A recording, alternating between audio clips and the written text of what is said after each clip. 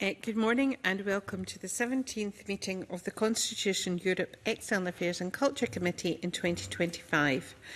Our first agenda item is to take a decision on taking item 3 on the agenda in private. Are members content to do so? Thank you. Our next item is to take evidence on Scotland's humanitarian response to Gaza.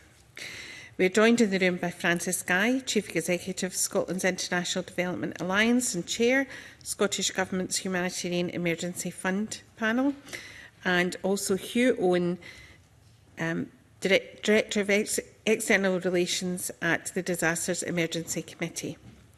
Online, we have Salih Saeed, Chief Executive of the Disasters Emergency Committee, and Jane Crowe, Head of Programmes at the Disasters Emergency Committee.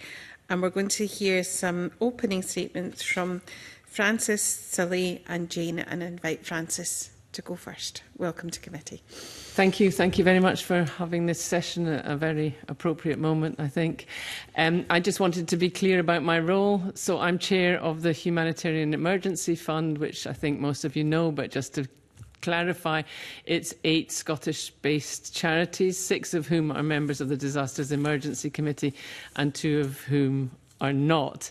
But I also have as you introduced me, I'm also head of the Scotland's International Development Alliance, and we have other members who have been and are still trying to work in Gaza. So just to say, if the occasion arises, I might represent more than that voice. Okay, thank you. That's fine. Would you like to make an opening statement? No, that was all I was going to say. Salah is going to say this statement. Okay. Thank you. Salih Saeed, would you like to come in with an opening statement? Yes, please. And thank you, Francis, and many thanks to this committee for inviting us to speak today.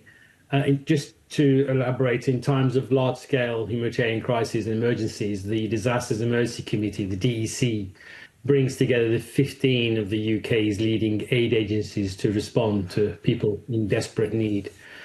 The conflict in the Middle East has devastated lives across the region, and millions have fled their homes in search of safety, many multiple times over, losing their homes, livelihoods, and sadly, loved ones. The humanitarian horror we are witnessing is truly shocking. The DEC Middle East Humanitarian Appeal was launched last October and so far has raised over £45 million, with £4 million from the Scottish people and £500,000 from the Scottish Government. We are, of course, incredibly grateful for this generous help, and in particular for the cross-party support in Scotland. By working together with our member charities, national media and corporate partners, we have been able to raise these much-needed funds to reach the most vulnerable communities across Gaza, the West Bank and Lebanon, with urgently needed shelter, food and basic supplies in order to help people survive. Last week, I was in Lebanon, where more than 1 million people have had to leave their homes. Some have been able to return, but their homes and lives sadly remain very fragile.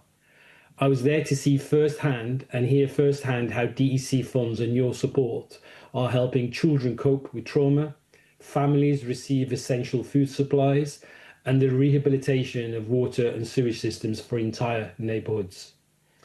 Whilst I was there, I spoke to colleagues working in Gaza. The grim reality of the situation on the ground was very evident from their own demeanour.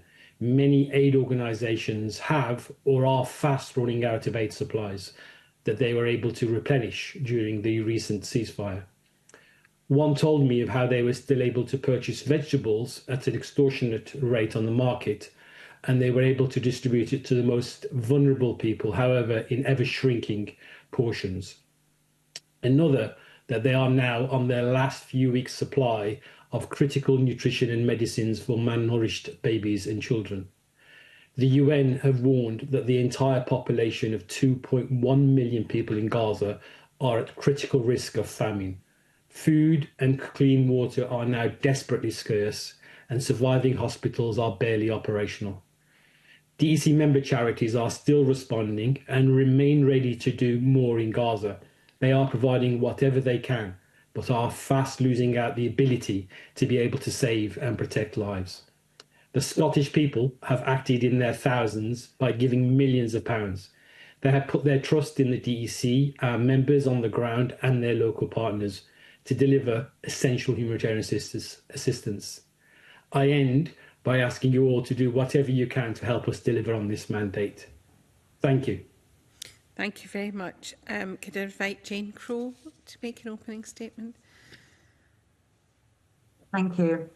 I wanted to give some insights of where we're up to in the implementation of programming. So we've moved past our phase 1 of the response, which is 6 months, whereby we focus on life-saving needs. So we're now into month 7, which is phase 2 of the response. Phase 2 is often associated with rehabilitation, but for this response, the focus is and will remain on life-saving needs. If we focus in on Gaza, which has had the most challenges in terms of access to deliver aid and the safety and security of personnel, we have now delivered 42% of the response as multi-purpose cash. Other priority sectors are health, water, sanitation, hygiene, and of course, food. Members and local partners have delivered on phase 1 funding in Gaza. This was enabled largely by the ceasefire in January, which meant that aid could be delivered into Gaza at that point. There was then a blockade in February, so supplies are now running out. Members have adapted their plans and are increasing more on cash as a modality, and where possible, and where markets have supplies, which are extremely limited and now running out. They're focusing on other activities too that can be delivered, such as fixing water points, water trucking to cut off locations, mental health and psychosocial support, and providing child-friendly spaces. What is really needed at this point, though, is access to deliver food.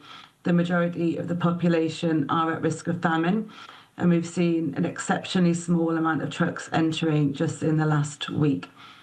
With mounting pressure, we hope that the blockade will be lifted. Meanwhile, we will continue to deliver what is possible with our members and local partners. Thank you. Thank you very much. We have all witnessed the scenes on the television reporting of what's happening, and the BBC reported yesterday morning that because Gazans have now been out without food for 11 weeks, the markets are almost empty. There's no fruit and vegetables, no protein, no meat, and there's also no fuel to run the generators for the hospitals, and no medicines, and 25% of the water is contaminated.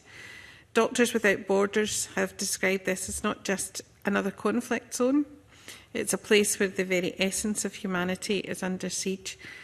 What are DEC's immediate priorities in the humanitarian response to what is happening and since the blockade began, and what can the Scottish Government and indeed the Scottish Parliament do to support that humanitarian response? And if I could maybe start with Francis. I'll leave the others to speak to the detail about the actual response on the ground. I think, well, as you've said, this is just such a crucial moment. I mean, I'm struck, if I may say so, that the last time that this committee discussed Gaza was in November 23 because of a letter that the then First Minister wrote to the then Prime Minister asking for an immediate ceasefire and humanitarian access. And we are now more than 18 months on, and that call for a ceasefire and humanitarian access remain the most pertinent things that we can do. And meanwhile, we're 18 months of destruction and loss of life later. Sorry, I just feel that needs to be put in context. I think that you have tabled to the Parliament a motion for the recognition of the State of Palestine. I believe that pressure on the British government to join the French and others in 2 weeks' time or so when they have this discussion. We need to be looking forward to something positive as well as dealing with the humanitarian disaster right now, and the need to focus on the idea that it is possible to still have some peaceful solution to this crisis. And I think, therefore, to look at something constructive, as well as letting humanitarian aid in now, but trying to create a vision of something alternative is really important. And one part of that would be also supporting the Arab League's proposals for reconstruction in Gaza, because they are on the table, they are there, and they are supported in the region. And that the press here talks all about other alternative ways of reconstruction, but there's a practical programme that is out there, and we should talk more about that. Sorry, I diverged a wee bit. Thank you. It's okay. Can I bring in Sally? Yes, thank you. For us, the answer is simple. We, the humanitarian community, the DEC agencies on the ground and their local partners must be allowed and enabled to deliver humanitarian assistance unfettered and without any obstruction. And that first starts by enabling food, water, medicines and other essential humanitarian supplies to get into Gaza. It's not for the DEC to get involved in the politics of the conflict, but it is for the humanitarian organisations to insist and demand that we have access and freedom to operate to reach the most vulnerable communities in Gaza and indeed elsewhere in the Middle East where there is urgent need. We have demonstrated that during the ceasefire that over 500 trucks per day were allowed to enter Gaza, and those were distributed to people in Gaza, and it helped us also build up our stock supplies, which enabled people to survive for the week during the blockade. So for me, the answer is simple. We must be allowed, aid agencies must be allowed to be able to do their work, and we ask on all parties to do whatever they can to enable and to facilitate the access to help communities in Gaza and elsewhere. Thank you. Thank you. Can I bring Jane in, please? Yes, thank you. I just wanted to speak a little bit to what we can do in terms of inside Gaza. So a lot of the local partners are very much frontline. They're also personally affected by the crises. So in terms of priorities, we've mentioned the different sectors and food and medicine being in real priority, which is dependent on access in order to scale up those parts of the responses. What we do focus on at the moment as priority is coordination and security to keep people safe so they can deliver what they can. We're also looking at some sort of bespoke community-led approaches as well in terms of some of the areas whereby there's small-scale farming that's still luckily able to take place, and how can we enable that to be distributed locally. Those are also some of the ways that we're adapting. The DEC funding is flexible, so members can, with their local partners, adapt to the changing needs. So wherever we see we can, for instance, locate to a safer place for a distribution, we will do that. So it's really iterative and really on a day-to-day basis how we can deliver and prioritise. Thank you. Hugh, is there anything you'd like to add? No, I think my colleagues have given you the information at this point, but happy to answer any other questions. Okay, I want to move to questions from the committee. I'll bring in Mr. Bibby and then Mr. Harvey.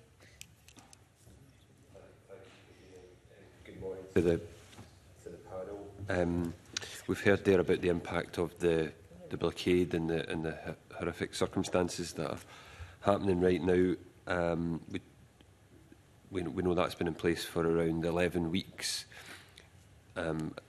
Jane was talking there about the importance of working with local partners and obviously the food and medicine being a priority, and we've heard about stocks being needing to be replenished. If the blockade is lifted or more, obviously food and medicines get in, and we want to see that as soon as, well, now, immediately. And I'm pleased the UK government have joined Canada and France in calling for that. How long would it? I know it's very difficult to make an estimate, but working with those local partners, if that blockade was lifted, what is the estimated time that it would take to see that reach the people it needs to reach? I know it's a difficult thing to judge, but obviously there's a difference between lifting that blockade and also ensuring that food and medicines get to where they're needed in Gaza. Do you want to direct your questions? Thank you for that question. It's a really interesting point. So in terms of the blockade, if it was to be lifted, we already have supplies. They're waiting. There will be other members, other agencies as well, also with their supplies. So I think Salah mentioned earlier, we were having 600 trucks a day go in. So as soon as we're able to, we're in that process already. They're already there waiting with the supplies that have been purchased. So as soon as we are able to, we can. There are other issues as well, which, for instance, there's a new, it's kind of a new thing that the Israeli government have put onto the border as well, whereby most INGOs do have to re-register. So our agencies are going through that process as well. So as soon as they've done that too, they'll be able to deliver. So it will be immediately once we get through that process, basically, yeah. So if that blockade's lifted, you can immediately get those supplies in and immediately get the support and the food and the medicines to the people that need them. Exactly, yeah. So we are there waiting. There's a process to get across the border, as there would be with any other sort of emergency response. So we are already in that process now. That's helpful. Thank you. Salah wants to come in as well. Yeah, just to amplify what Jane had just said, and also to clarify further that clearly aid organisations in Gaza have also been hugely impacted, with many aid workers losing their lives, losing family, losing their homes. So whilst the capacity of the humanitarian organisations has been depleted and affected, there still remains a strong commitment and capacity to be able to deliver. So once trucks and other aid has cleared the borders and handed over to the UN and aid organisations, they do have the ability to immediately distribute and, of course, to also replenish warehouse for the weeks and months to come. Thank you. Thank you. Ms Harvey? Thank you, Convener, and good morning to our witnesses. I just first of all want to acknowledge the gratitude and respect that not only I, but I'm sure many other people have for the work that's being done by people who are putting themselves in harm's way at a level of physical safety as well as wider well-being to do this work. And it's I kind of feel that no discussion we're going to have can be adequate in the face of what's happening. We're sat here with fresh water on the table. We're all going to be fed and we'll all sleep safely tonight. That's not true not only for Palestinians, it's not true for many of the humanitarian aid workers as well. And over the last years, we've seen a significant number of humanitarian aid workers being killed in the assault on Gaza, and a number of incidents where there is very significant evidence that humanitarian aid workers have been deliberately targeted by the IDF. Jane Crow has mentioned safety a couple of times already. I'd like to explore that a little bit more, and in particular, what impact is there being felt, not only on people doing that work on the ground, but also on the effectiveness of the resources that you do have available to provide humanitarian relief. What is the impact on the effectiveness of that work based on the fact that you're constantly having to look at the safety and well-being of your staff on the ground, as Jane Crow said, on the locations where aid is being provided? How are you able to do that effectively, and what is the impact from having to address the safety of your own operations? Maybe we could start with Jane Crow, who's mentioned safety a couple of times already, and then others may want to respond. Okay, yeah, safety is a huge part of the response. So all of our members and their local partners do meet core humanitarian standards, and they follow humanitarian safety and security protocol, which they're trained in as well. They also will be using community volunteers who would also be trained in safety protocol.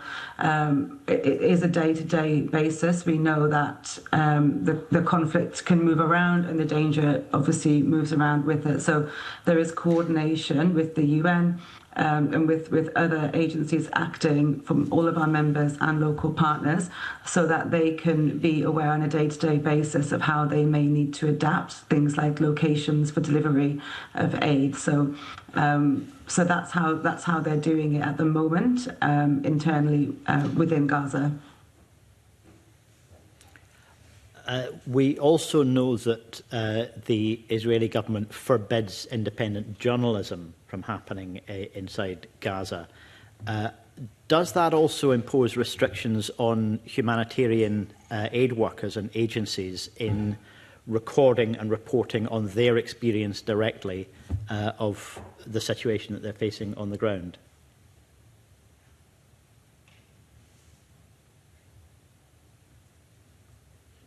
Happy to take that one. Sure. Okay, great. And from this point, so we're not able to have journalists go into Gaza at this point, as you mentioned, but it doesn't affect humanitarian workers in the same way. They are able to move within their own organisational restrictions and controls. There are areas which will be unsafe, and they have to take that judgment based on their own security protocols. So it's not the restriction in terms of getting into Gaza because they're already there and they've been working there for a long time. These are our local partners and also some of our members who are doing direct implementation. So they are already there. Thank you. I wonder if any of the other witnesses want to comment on this issue, and in particular, the Scottish Government is, albeit at a smaller level as a non-independent country, contributing resources in the hope that that will be effective at relieving suffering. What is the impact of the effectiveness of that attempt at an intervention as a result of the lack of safety for humanitarian workers? Then we'll come to Francis. Thanks. Thank you for the question. And in any live conflict setting, humanitarian aid workers face some level of risk while carrying out their life-saving work. DEC member charities are, of course, doing everything they can to ensure that they're mitigating these risks as much as possible and wherever they're operating. But we all know the current situation in Gaza is extremely dangerous, and there's been an unprecedented number of humanitarian workers and medical staff and ambulance drivers who have been killed. So, the intensity of the conflict and the airstrikes cannot guarantee anyone's safety, but our member charities and their local partners do follow security protocols to try and keep safe, and to also help volunteers on the ground also to keep safe as they go about their life-saving work. And like many other people in Gaza, most of our member staff have to flee their homes and are trying to keep themselves and their families safe at times of delivering life-saving aid. And I was able actually to speak to a colleague in Gaza last week who told me his own personal story of working long hours all day to help save lives, but then as they finished, then to go to find food for his own family and safety for his own family. So it just shows that the impact of local aid workers are twofold, not only obviously on their communities and the work that they're doing, but their own personal lives and their own families. Thank you. I think Francis wanted to come in. That Jane made about partners and organisations applying core humanitarian standards, because I think that in the discussion about alternative ways of delivering aid, which is part of the background that is the current reality, I think it's really important to say that these have been built up over years of experience of working in conflict situations, and they help provide some minimum protection levels and safety checks for people, for the humanitarian workers, but also for those who are receiving aid and who are not forced to go through insecure places to go and get the aid, because there's that part of that story as well. So if you hear more about alternatives, please bear in mind the fact that core humanitarian standards have been built on years of experience and are worth adhering to. And just to say that one or two small Scottish charities who were working in Gaza, support to children and mental health and things like that, have had to close as a result, so are no longer delivering because they can't guarantee any safety. Thank you. Thank you. Mr. Kerr? On that point, Ms Guy, there are no Scottish charities on the ground in Gaza at the moment? No. There are members. There are members who are working with partners. So yes, there are plenty of Scottish charities represented and doing work on the ground in Gaza. I was just referring to a couple of very small charities who have been working in Gaza for years but are no longer able to. But no, there are, of course. Can you illustrate the kind of work that's being done in the organisations from Scotland that are engaged on the ground? It is a wholly deplorable situation. And it'd be good to hear exactly what the Scottish. Well, some of them are members of the DEC, so Christian Aid, notably. I speak because I used to work for Christian Aid, so I'm aware of the programme in Gaza that's been ongoing for more than 20 years. So they have very strong partners in the ground and will be delivering exactly the kind of things that Jane has been talking about. But we also have the SCIAF, Scottish get it wrong, Catholic International Aid Fund, which is part of Caritas International. They will similarly be delivering with their long-term partners on the ground.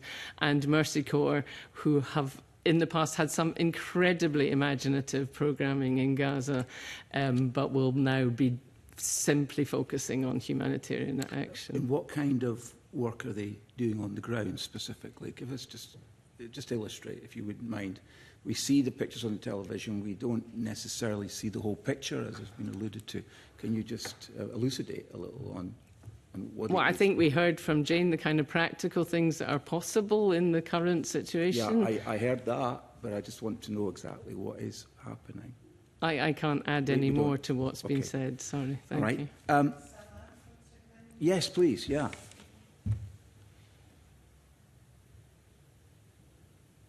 Oh, go on mute. Sorry, you were on mute there. Could you start again? Sorry, thanks. Thank you, of course.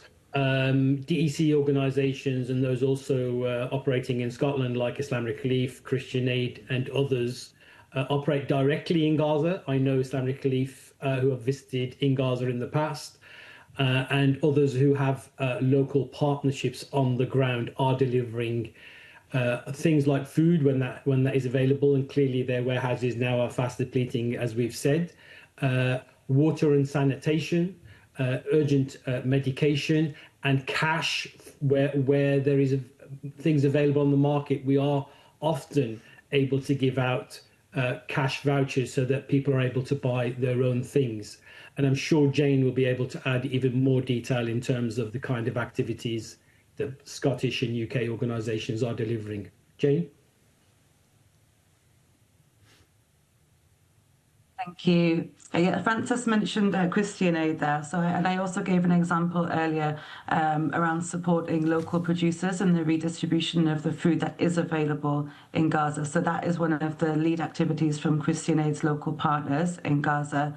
Mercy Corps was also mentioned. They're not a member of the DEC, but we do obviously coordinate closely with them, and their expertise is in cash delivery. That's globally, but for Gaza specifically, that's their focus. Cash delivery?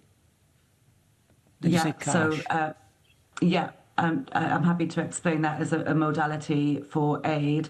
So multi-purpose cash is a modality whereby rather than giving items or food, you give either a voucher or you give cash. And that's based on sort of a minimum expenditure basket per family. It's also based on markets being active or suppliers or vendors being able to exchange goods for vouchers or cash. That basically gives the family more agency and dignity so they can buy the things that they need rather than being reliant on a sort of standard issue distribution. If that makes sense. I suppose one of the concerns that I have is who controls the distribution of food. If the civilians involved are getting cash support directly or vouchers, and then they try to look after themselves by buying the basic essentials, food, water, etc. My concern is who's controlling the distribution.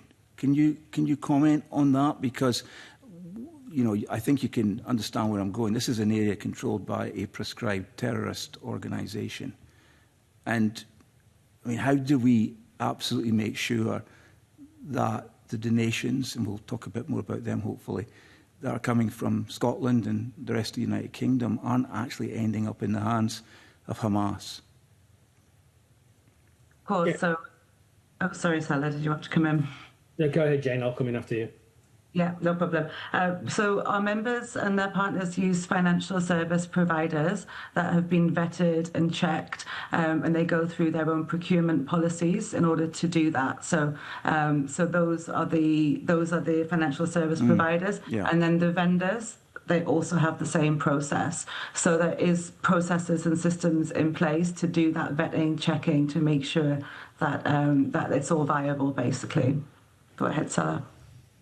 Yeah, I mean, in addition, obviously, to all that vetting and checking, we obviously have a robust serious incident reporting if there are any incidents of misappropriation of funds. But let's be clear here. The situation on the ground is that more than 2 million people are on the brink of famine, and children are dying of hunger.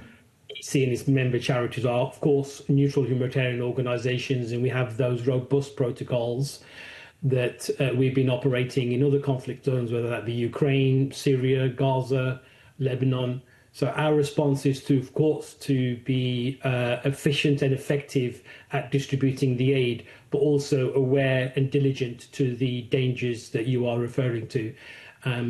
But those kinds of incidents are very few and far between. The real focus and priority for us is, of course, to try to lift the blockade and try to get food to people who are desperately in need of that at the moment. And can I ask you directly, Hamas, they are not directing who gets the aid, are they, in any way? We've seen no evidence to suggest that any party as that are directing the aid. We need access, and we need to be able to improve the access in Gaza. We saw that during the ceasefire, there were very, very small incidents of looting, and that goes to demonstrate where there is food coming in, there is less crime and less looting. It's actually when there is no food and challenges of people obviously being desperate where those kind of incidents increase. Yeah, we need absolutely an end to all of the violence, and for the work of reclaiming and reconstructing Gaza to get underway, because that's the route out of all of this ultimately. I think we all agree on that. You mentioned the vetting process for the vendors. Who does that? How is that done? Because I imagine that much of it is just pop-up. I mean, can't imagine there are really established supply chains like there would be in a country that hasn't been utterly destroyed by war. So how is that done, the vetting of the vendors? Yeah, so we have well-established processes to be able to screen and identify and triangulate who we're working with on the ground, and the member charities on the ground have years and decades of expertise. There are international lists that people can cross-reference. And generally speaking, DEC organisations are dealing with international organisations that are helping to import and deliver food. And in this kind of crisis, it's actually the UN organisations that deliver food and fill the warehouses that then are passed on to the international NGOs and to the local organisations. But there are well-established ways of vetting and identifying both traders and people that obviously organisations has to work with, but also the communities where the aid is distributed. But look, no system is fallible. And where there are incidents where anything wrong is identified, there are ways to report that and to deal with it and to recover any lost aid or funding. And are there examples of that? I mean, is that a system that's working in Gaza right now? Are you aware of those small number of incidents that have been reported where there has been a misuse of that cash?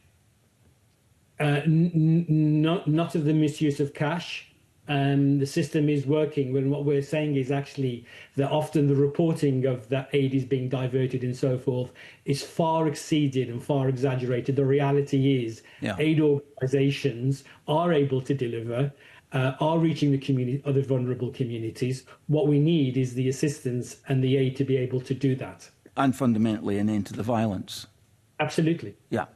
Can I ask you about the amounts of money? Because, I mean, we had a little briefing shared with us ahead of today's session, and it mentioned that the first £10 million of donations that were raised by the British public were matched by the UK government. This is as a result of the Middle East humanitarian appeal. Can you bring us up to date on the sums of money that have now been raised by the public directly and how much money you've received from the UK government? Sure. So the DEC Middle East Humanitarian Appeal has raised over £45 million, of which £10 million is from the UK government in the form of Aid Match, which is a very incredibly efficient way of encouraging the public to give. From that, we also have raised £4 million in Scotland and around 500,000 from the Scottish government.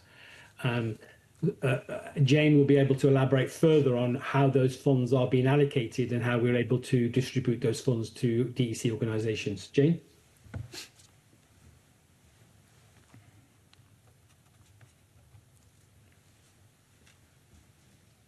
Thank you very much, Salah. So for phase one, so we've allocated already to members 28 million. We have for our phase one, which I was explaining earlier, which is the first 6 months, spent 12 million. So 72% of that is in Gaza.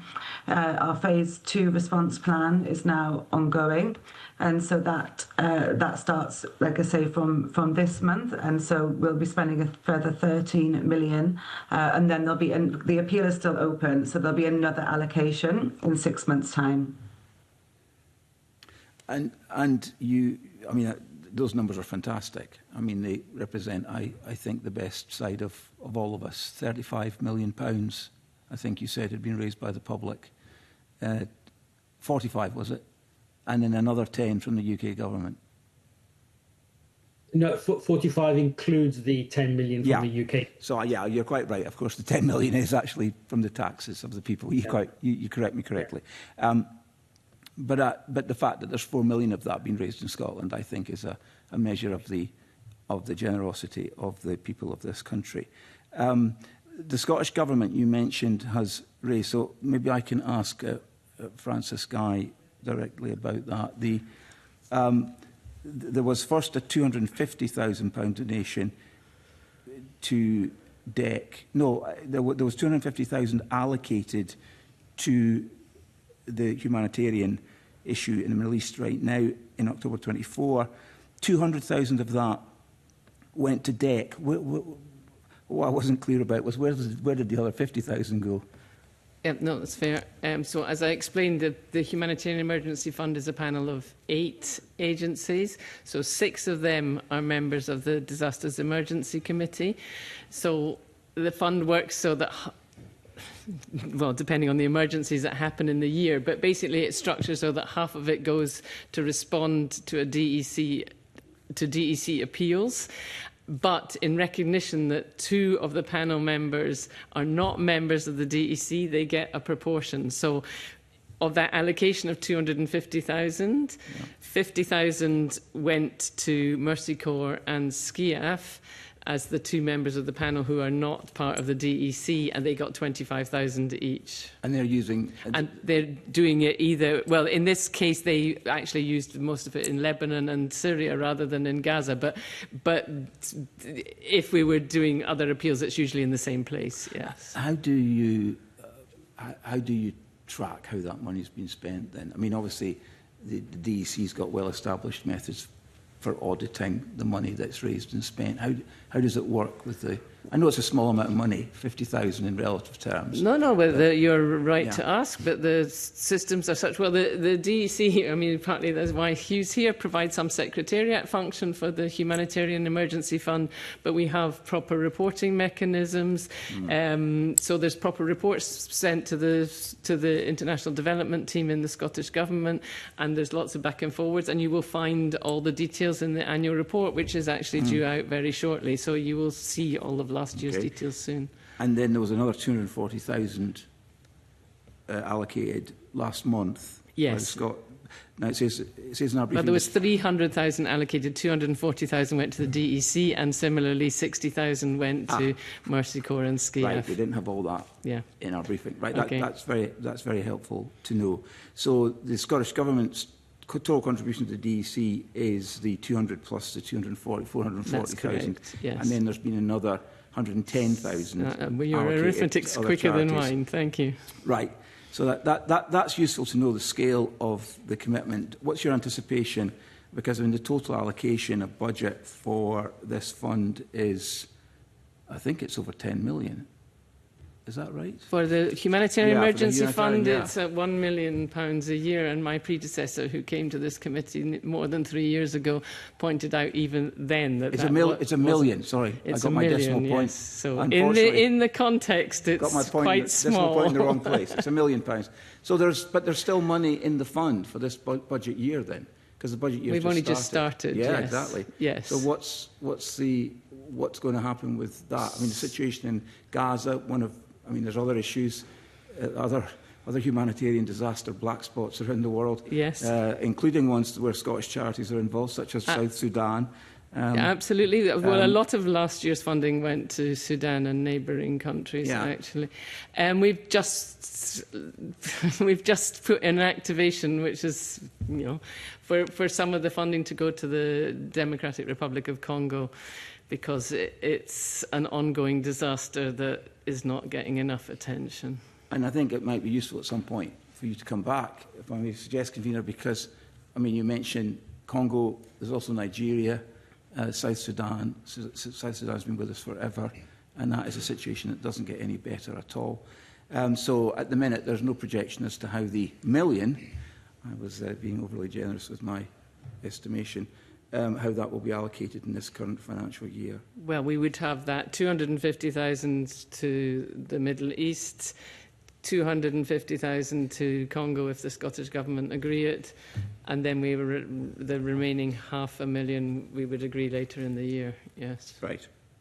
Thank you. Just come in briefly, maybe add just a little bit more detail. So there's a lot of detail in terms of the structure and the operation of the Humanitarian Emergency Fund. Mm-hmm. So it's designed to support the Disasters Emergency Committee when they launch an appeal, but also half of the fund notionally, so that's £500,000 annually, is allocated to crises that the panel, the 8 organisations, recommend to the Scottish Government to support.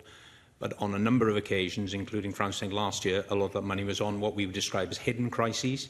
So there's not as much media coverage, but you all know there are millions and millions of people affected in Sudan and other parts of sub-Saharan Africa. So the design of the fund is to meet both those needs. And it's worthwhile saying that it's almost disappeared from view, but the Myanmar earthquake also triggered a Disasters Emergency Committee appeal. So the Gaza funds we're talking about this morning were funded from last year's funding envelope, and £250,000 from this year's funding has been allocated to the Myanmar earthquake. So essentially there's £750,000 notionally for the rest of this financial year to support all the crises in the world from the Scottish Government. And a quick question then on the relationship with the FCDO. I mean, presumably the Scottish Humanitarian Fund, Scottish Government and the FCDO are working on the same template, are they, in terms of what's a priority and how best to support people on the ground in these situations? I think my colleague Jane Nuttall could answer maybe the FCDO approach. Yeah. The approach in Scotland is that the panel of 8 organisations advise the Scottish Government. We call it an activation, so the panel will meet regularly and triangulate which humanitarian crisis that funding, that small amount of funding, would be most valuable.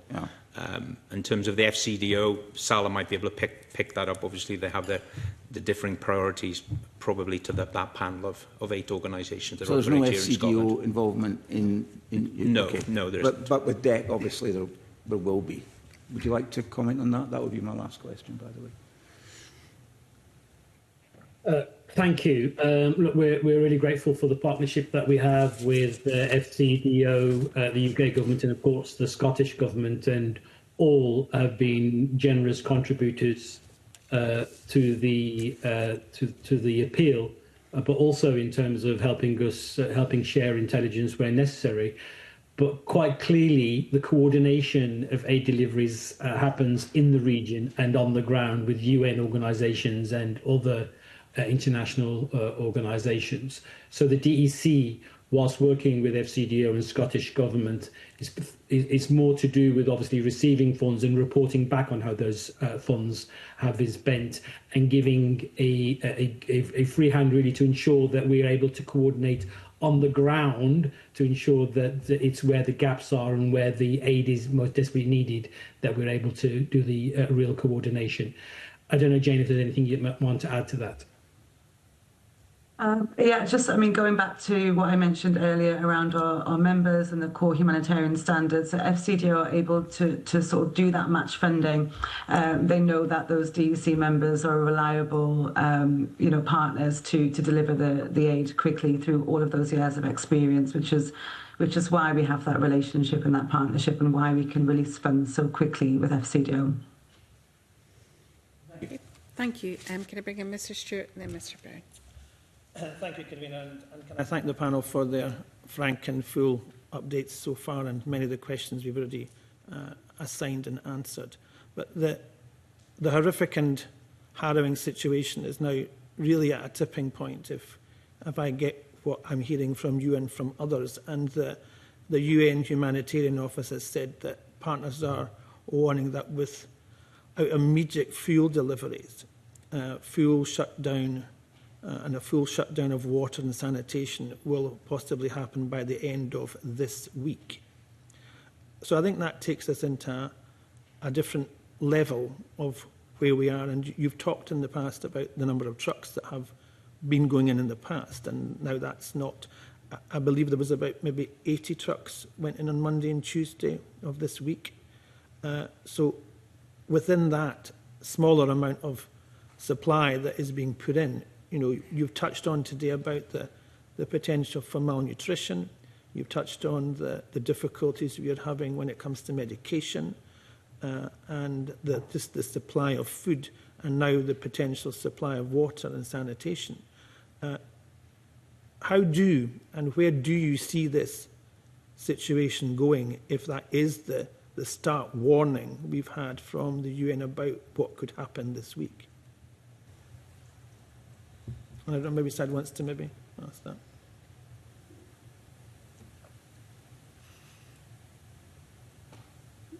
Does anyone want to come in? I think Sad wants to. Salah, thank you. Thank you.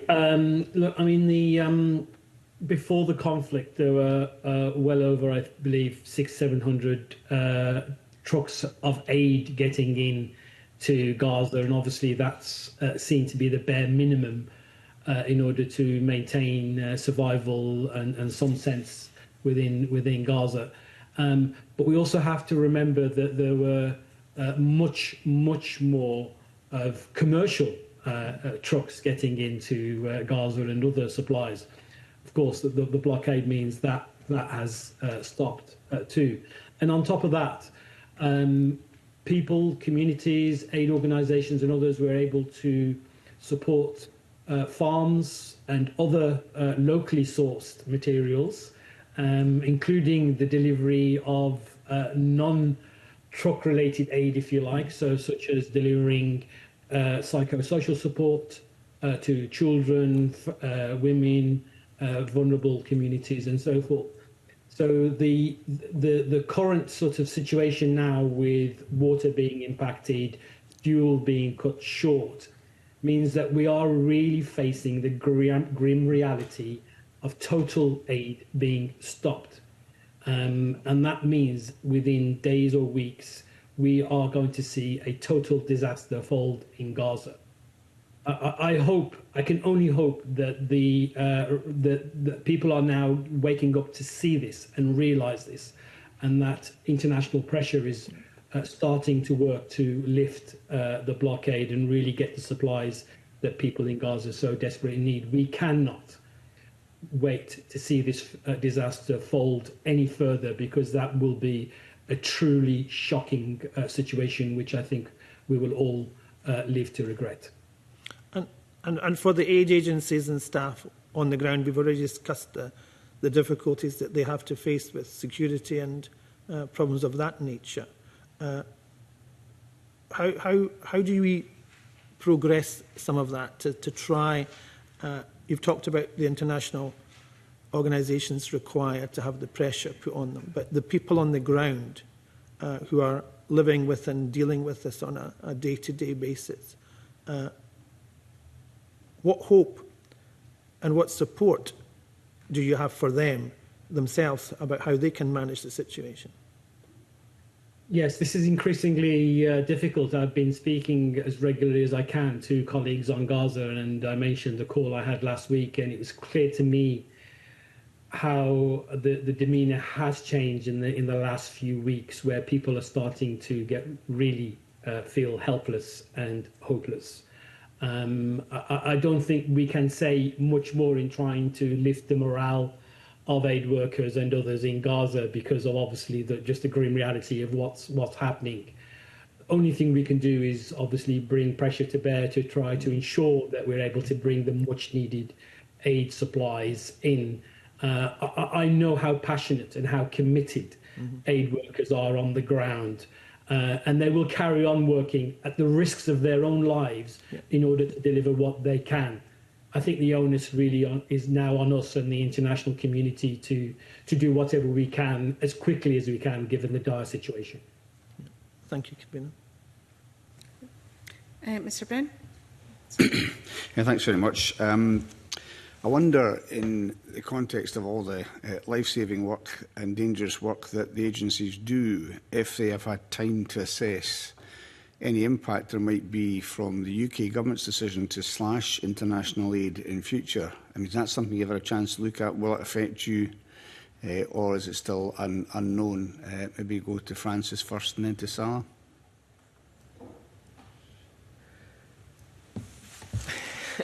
Thank you for the question.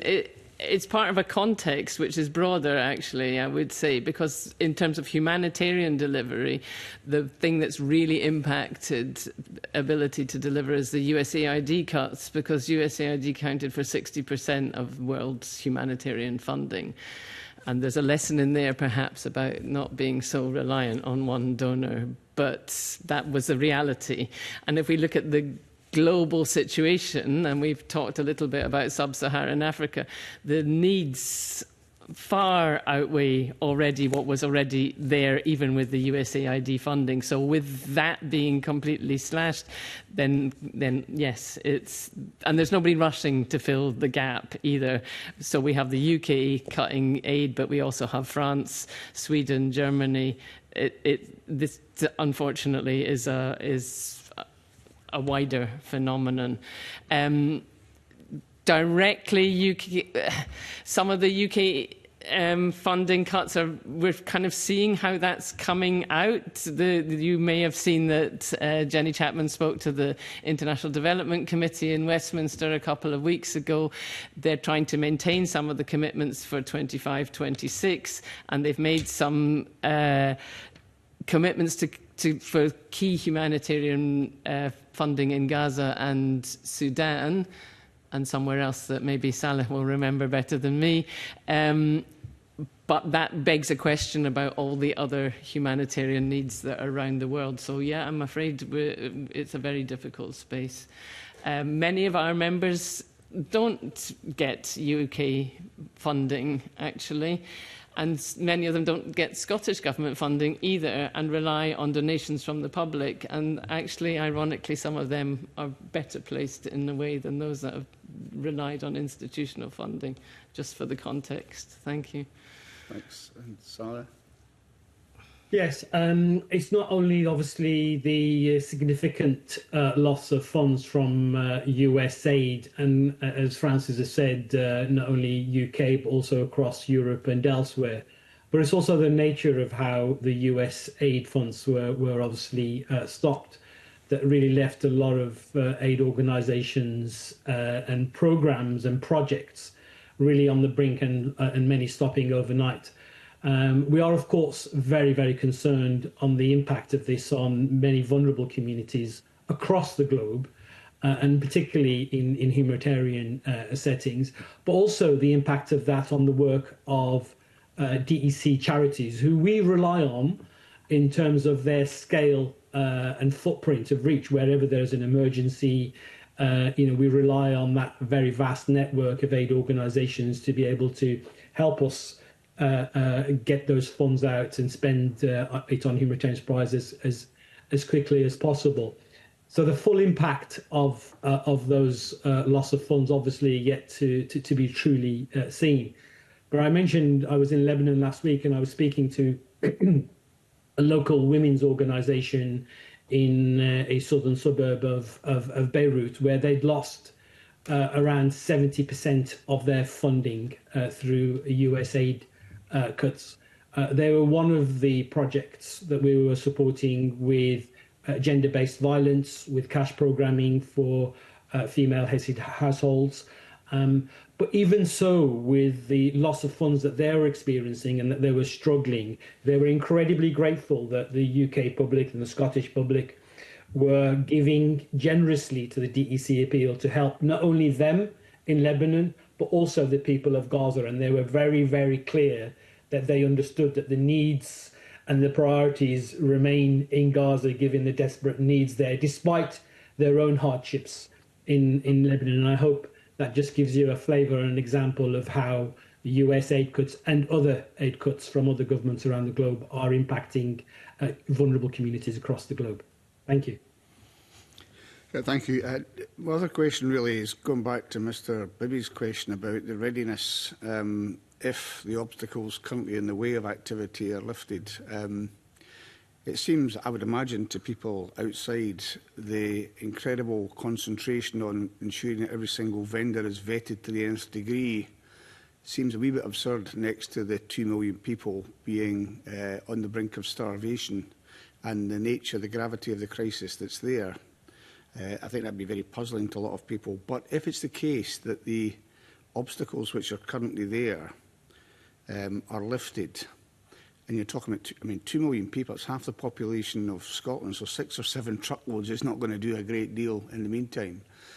If those restrictions are lifted, is it the case, I think this was the import of Mr. Bibby's question, that the trucks are ready, the warehouses out with the area are full, ready to go? Is it all ready to go if eventually we can get rid of the other structural obstructions which are stopping aid getting through?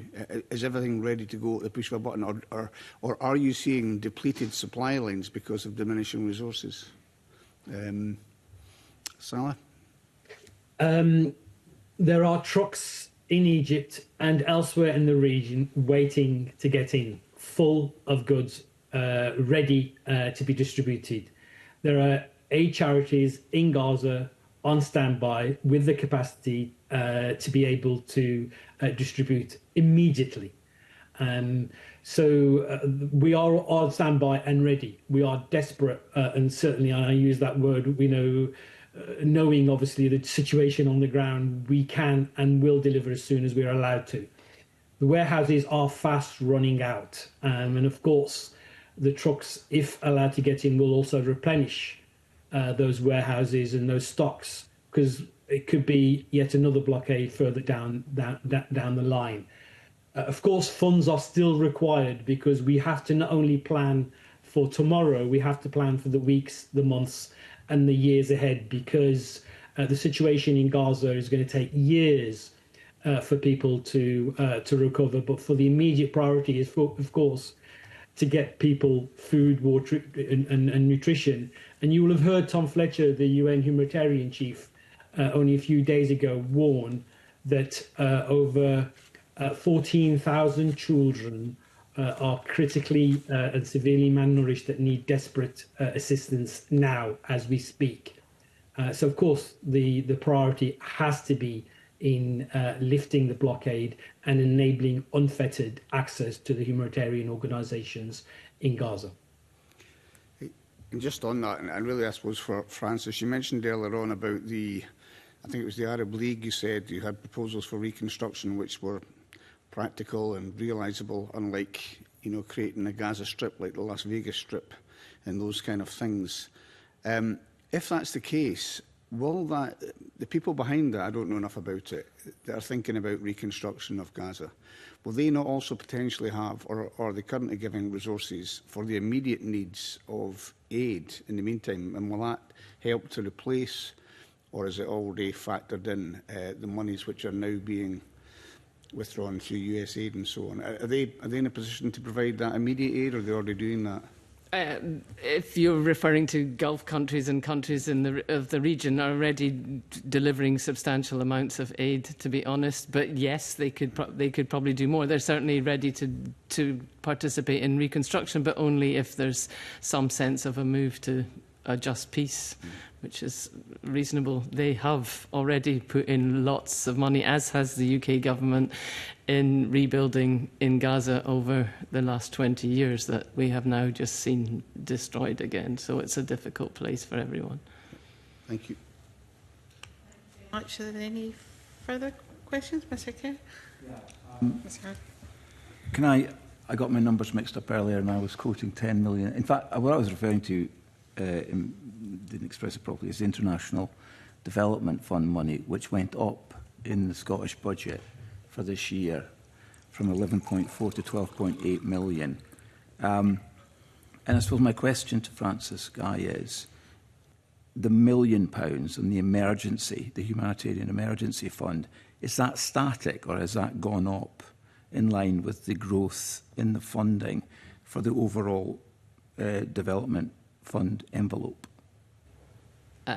To answer your question, it's been static for a number of years. It hasn't increased at all. Right. And the commitment of this Parliament was to 15 million at the beginning of the Parliament for international development, which we have not reached. So the Scottish Government commitment was for 50 million for the final year of this Parliament? Yes, but it wasn't clear at the beginning of the Parliament that it was going to wait till the end, if I could put it that way.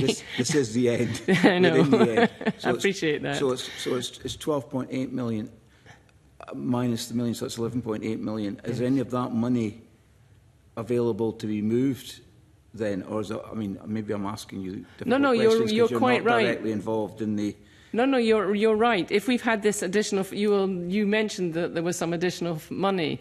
That is where that additional money comes from, is from unspent or underspent international development funding. So there may be additional. So it could funds be possible that could be utilised if that was felt to be appropriate. It's a difficult way to manage things if you get them at the last. I mean, obviously, humanitarian response is about doing things quickly, but planning, as we've also heard, is very important. So understanding in February that there might be a bit of extra money to spend by the end of March is very difficult. And I mean, one of the key funders of activity in Gaza, of course, has been Qatar. Yes. And they've just given a £500 million aircraft as a gift to the United States Air Force, apparently. So, I mean, there is money in that region to be spent. How it's spent is a matter, of course, for the judgment of the people. Qatar have spent, as I've said, Qatar spent a lot of money on reconstructing Gaza and South Lebanon over the last 15 years. There's a whole strain of discussion we could have around that, and I'm not sure the convener would want that. So, but I appreciate the further information you've given. And I think it is important, and I think you alluded to this, so you agree with this, it's important we account for the money that we spend because it is taxpayers' money. And therefore it must go to the right purposes. People are very generous in Scotland and they want to see the money used to help the innocent people that are the victims of the violence, which we'd all like to see an end to. Sorry, might I just add on that point? The cross-party group was doing a report on international development funding, which will come out very shortly. And one of the recommendations, I don't think I'm divulging anything, is that this committee might spend a little bit of time once every 3 years or something looking at it, because there is that important point about accountability. Thank you. I would certainly welcome that. Thank you. Thank you. Mr Harvey? Thank you, Convener. Before we end, I did just want to broaden out a little. The subject of the session is Gaza, obviously, because the scale of the violence and the collective punishment of the people of Gaza is so severe. Your written briefing, though, also mentions the West Bank, and obviously this is connected. There have already been, as your briefing indicates, situations where people have had to flee refugee camps in the West Bank, either as a result of violence by illegal settlers or by the occupying power itself. And the political intent that is clear from statements that have been made at the highest level of the Israeli government is very similar. Those who've expressed explicitly genocidal intent in relation to Palestine make similar comments about all of Palestine, not just Gaza. Is there an anticipation that the situation and the humanitarian need in the West Bank could reach something comparable to what we've seen in Gaza if the kind of statements that we've seen from senior members of the Israeli government turned into active policy? I think that some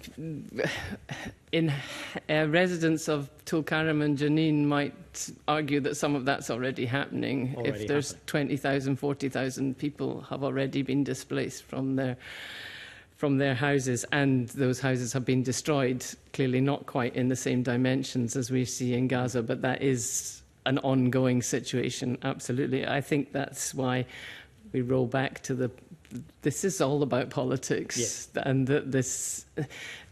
that commitment for a ceasefire, for some kind of track towards a just peace, is the only way of stopping further humanitarian disaster in Gaza and in the West Bank. Salah Said talked about the need for humanitarian agencies to balance the immediate action that's required with the need for long-term planning over months and even years. How possible is it to do that when the kind of statements that have come from the Israeli government at the highest level do seem to suggest that their intention is to make this far worse? Is that a question for me? If you care to respond, I'd welcome that. Sure. Look, the reality is, of course, the immediate priorities have to be about saving and protecting lives in Gaza first and foremost. And I take the point about West Bank and DEC organisations and their local partners are working in Gaza under perhaps slightly less stress and pressures than they are, of course, in Gaza. Whilst the world's media is focusing on Gaza, and quite rightly so, we have an opportunity to continue to not only to raise awareness about the horrors and the atrocities that are going on, but also to raise much needed funds. Because we sadly know that once the cameras are switched off, then the funding also tends to dry up. And that's why we need to be effectively planning how do we help people into the long term. And for us, that's not about reconstruction. Of course, that's an important part of what needs to happen to Gaza in the future. But this is about helping people to continue to survive beyond when the cameras are switched off. I hope that gives you an answer to your question. Thank you. Thank you.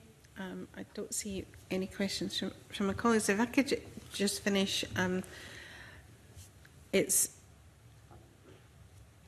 heartening to hear all of the work that's been done specifically, but I want to ask about the ability to pivot around the plans, because you did say you're moved into phase 2 of the planning process, but obviously the situation on the ground has severely worsened with the blockade and it going forward. And I would like to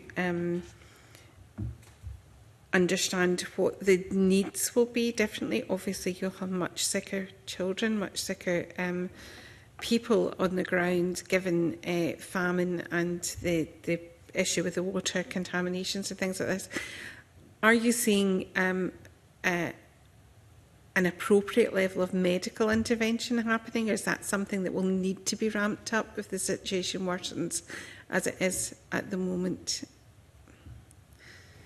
And if I'm looking, maybe Jane, you would like to come in on that one. Thank you. So medical need and food need are the two top priorities at this point. We've seen the IPC data come out in May, around 1 in 5 people already experiencing famine. But also with the lack of sanitation, we also have the spread of disease. So I really do think that medical supplies will be a top priority. We know, as Salah mentioned earlier, that we have supplies on the border waiting. We know a lot of that is medical supplies, as well as food. We also have, as an example, the British Red Cross that are running a hospital in Rafah as well. So that hospital currently has supplies, but they will run out soon.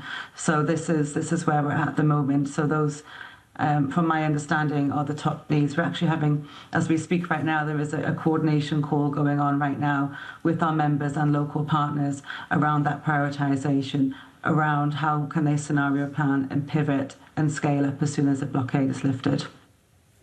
Thank you, that's very helpful. Does anyone else want to come in on that point? Yep. Can I thank you all? Salah, sorry, please come in. Just to add to what Jane has said, quite clearly, obviously, there's an urgency to get as much medical supplies, medical equipment, but also to bring in even more doctors and nurses and others that are willing and able to volunteer to help. But there's also, it's the other way around. It's about also evacuating critical patients who cannot receive the care they need in Gaza. And I'm glad to see at the end of April there were 2 children that were allowed and enabled through funds from donors in the UK who are able to now receive the treatment they need in the UK. But there are hundreds, if not thousands, of children in Gaza that desperately need that medical equipment, that medical expertise, often not in Gaza and often has to be in the region or elsewhere. And obviously we're encouraging and urging all those that can to help facilitate these urgent evacuations. Okay, thank you, that's very helpful.